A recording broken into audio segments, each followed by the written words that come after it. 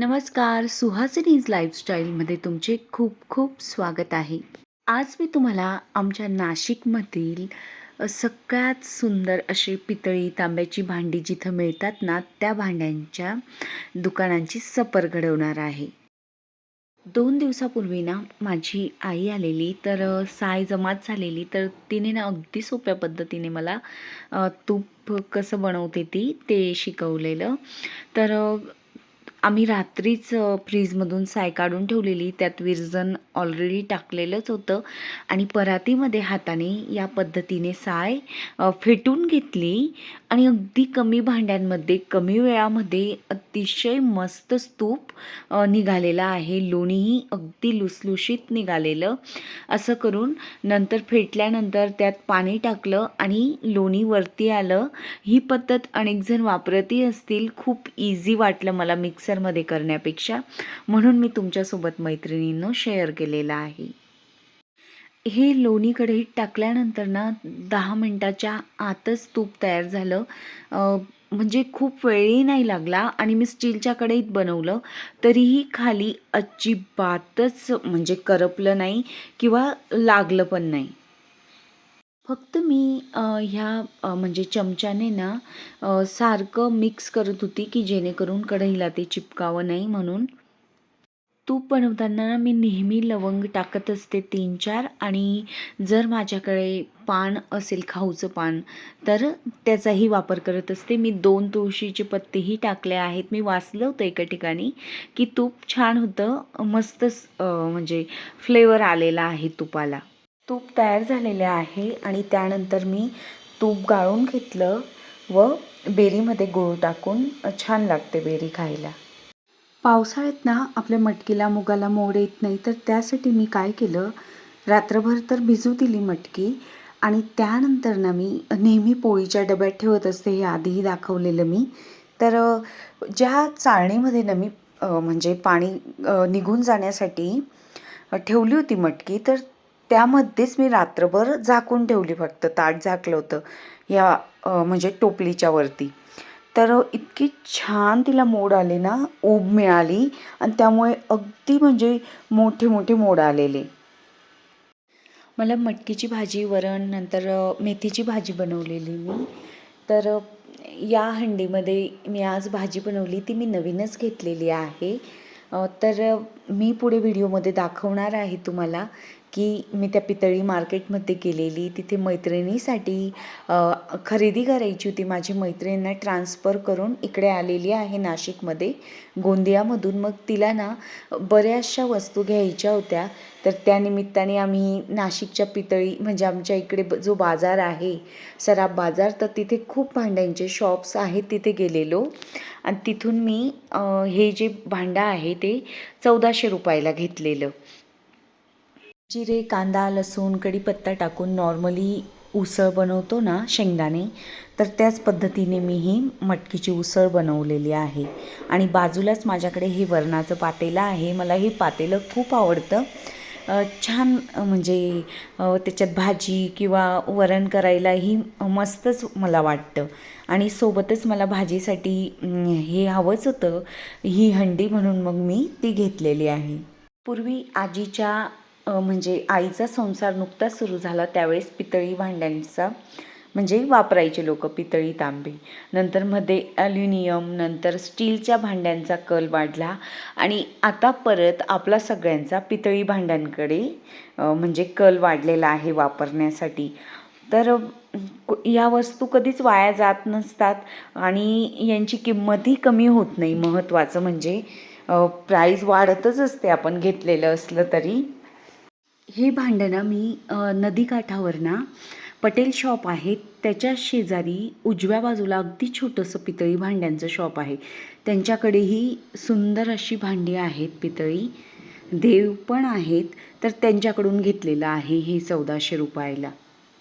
मी पितळी आणि तांब्यांच्या वस्तूंचा व्हिडिओ ना यासाठी बनवते ह्यावेळेस, की बऱ्याच जणांना पुण्याला जाता येत नाही नाशिककरांना, की लगेच ते तुळशीबागेत जाणार नाही. मग नाशिकमध्ये छान भांडी कुठे मिळतात त्यासाठी मी व्हिडिओ बनवलेला आहे. तर सराफ बाजारात ना गोपाल काळे म्हणून शॉप आहे, त्यांच्याकडे आम्ही गेलेलो आधी. तर मैत्रिणीला ना माझ्याकडे पाण्याचं जे भांडं आहे ना अगदी सेम त्याच्यातलं हवं होतं. तर ते बघण्यासाठी आम्ही गेलेलो. या प्रत्येक भांड्याची प्राईज ना 800, 1000 रुपये, 1200, 1500 अशी होती. म्हणजे जसं वेट असेल भांड्याचं त्या पद्धतीने त्याची प्राईज होती. सगळ्यात आधी आम्ही ठरवलं की आधी संपूर्ण मार्केटमध्ये भांडी बघायची आणि मग ठरवायचं की कुठं घ्यायचं. नंतर आम्ही दुसऱ्या दुकानात आलो. तिथेही ही पाण्याची भांडी बघितलेली आम्ही. इथेही छान होती. मला सगळेजण दुकानाचा ॲड्रेस सांगा हे सांगतात, म्हणून मग मी या दुकानाचा ॲड्रेस घेतलेला आहे, जिथून मी माझ्याकडे पूजा करण्याचे जे प्लेट्स आहेत ना या दुकानातून मी घेतलेलं आहे. अग्रवाल आहे खाली छोटंसं नाव. तर बारीक आहे प्राईस तुम्हाला दिसत असेल. 350, 500, 700 आणि 250 अशा प्रत्येक प्लेट्सची प्राईज होती. छान निघालेल्या आहेत यांच्याकडच्या प्लेट्स. हा दादाही खूप छान आहे, म्हणजे तो ना थोडे कमीही करतो पैसे, तर तो जास्त अडवणूक करत नाही. तर यांच्या शॉपमध्ये तुम्ही नक्कीच जा. हे जे हातातील भांडं दिसतंय ना तर ते 500 रुपयाला माझ्या आईने घेतलेलं तिच्यासाठी. हे दिवेही त्यांच्याकडे खूप सुंदर आहे. तो चांगली प्राईज लावतो. जर तुम्ही नाशिकच्या मार्केटमध्ये गेलात ना तर म्हणजे मला यांच्याकडे चांगलं वाटतं. भांडी सगळ्यांकडेच छान आहेत, पण हा थोडाफार पैसे कमी करत असतो. लवकरच श्रावण महिना सुरू होणार आहे. कानबाई, रानबाई, नंतर महालक्ष्मी, गणपती बाप्पा असे अनेक सण आपले सुरू होतात. तर ते मार्केट ना अगदी सज्ज झालं आहे संपूर्ण सणांच्या स्वागतासाठी. अतिशय सुंदर सुबक डिझाईनच्या ना हे दिवे आहेत, नंतर समई आहेत, अनेक भांडी आलेली आहेत. पितळी पातेल्याही खूप छान होत्या इकडे.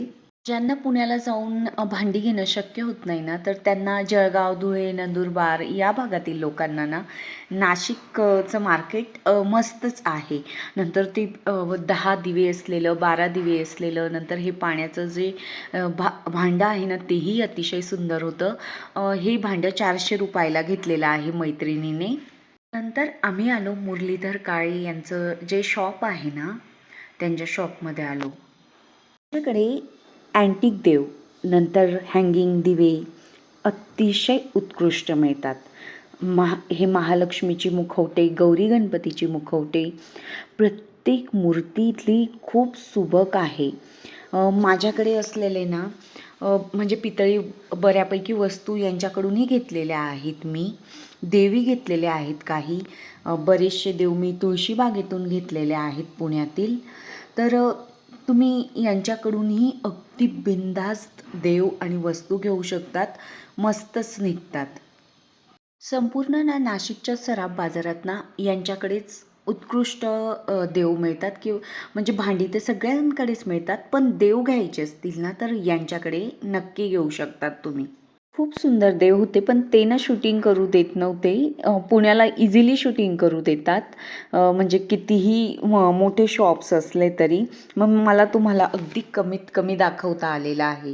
नंतर हे ग्लास ना मैत्रिणीने घेतलेले 6 ग्लास घेतले आहेत, खूप छान आहेत. नंतर आम्ही आलो पटेल शॉपमध्ये.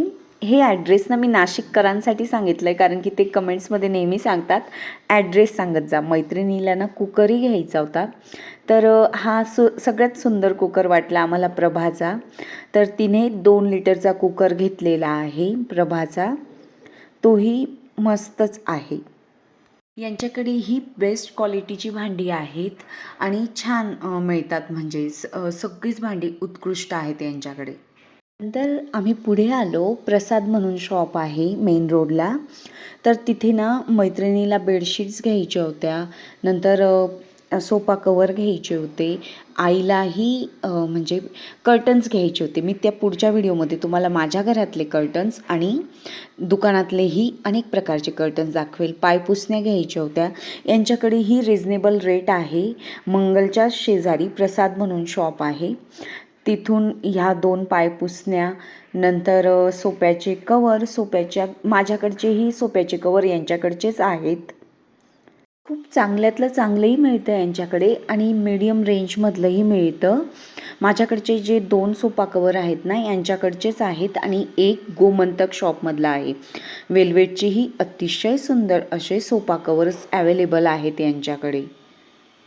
आपण एखाद्या दुकानात जातो ना, तर आपल्याला म्हणजे कसं ट्रीट करतात लोकं हेही डिपेंड करतं, की आपण नेक्स्ट टाईम तिथे जायचं की नाही. तर ना इथले लोकं सगळेच जण मालकांपासून तर जे दाखवतात ना, ते दादा ताईही खूप छान आहेत, कंटाळा नाही करत. तर त्याच्यामुळे ना मला इथे जायला आवडतं. याआधी मी दुसरीकडे जायची, पण म्हणजे आलेल्या अनुभवांमुळे ना कधी-कधी साध्या वस्तू घेतो आपण, पण दाखवणाऱ्यांवरतीही डिपेंड करतं, की ते कसं वागत आहेत आपल्याशी. या सेक्शनमध्ये ना सिंगल आणि डबल धोड आहेत आणि ब्लँकेटी आहेत. यांच्याकडूनही मी ना जवळपास 3 ते 4 ब्लँकेट्स घेतलेले आहेत, चांगले निघालेले आहेत. आणि हे 2 धोड ना डबल बेड मी घेतलेले, बेडशीट म्हणून घेतलेले. मला ना बेडशीट्स न वापरता जास्त धूड वापरायला आवडतात, कारण की ते खूप स्मूथ फील करतात. आणि म्हणजे ना अगदी छान बसतात, स्ट्रेट बसतात म्हणजे बेडवरती. यांच्याकडे सगळ्याच प्रकारच्या क्वालिटीच्या बेडशीट्स आहेत. Single, double, queen size, king size, म्हणजे अगदी आपल्याला ज्या रेंजमध्ये हवी ना त्या. तर किंग साईजच्या बेडशीट्स ना जनरली खूप महाग मिळतात, म्हणजे जवळपास ना 1800, 1900, 2000 जातात. इलॅस्टिक बेडशीटही ते खूप सुंदर होत्या, पण मी त्या न घेता 2 धूड घेतले आहेत. एक धूड 1100 रुपयाचा, काहीतरी 1125चा आहे वाटतं. मस्तच आहे, मी टाकूनही बघितला, छान दिसतो. तर आईला ना डायनिंग टेबलवरती कव्हर घ्यायचं होतं आणि या मॅट्सही घ्यायच्या होत्या. तर छान 300, 350, 250 रुपयात, 500 रुपयात ना यांच्याकडे अतिशय सुंदर अशा डायनिंग टेबलच्या मॅट्स आहेत. नंतर कव्हरही आहेत. म्हणजे आपली नॉर्मल रेंजमध्ये ना चांगल्या वस्तू मिळतात. ह्या दोघं कलर्समध्ये ना आई कन्फ्यूज होती कुठलं घ्यायचं. तर ग्रे कलर आणि हे एक असे 2 प्रकार घेतलेले आहेत. नंतर हे सोफा कवरही अगदी मस्तच होतं. डार्क सोफा कवर असतं, तर त्यावरती लाईट कलरचं म्हणजे डार्क सोफा असेल तर लाईट कलरचं कवर खूप छान सूट होतं.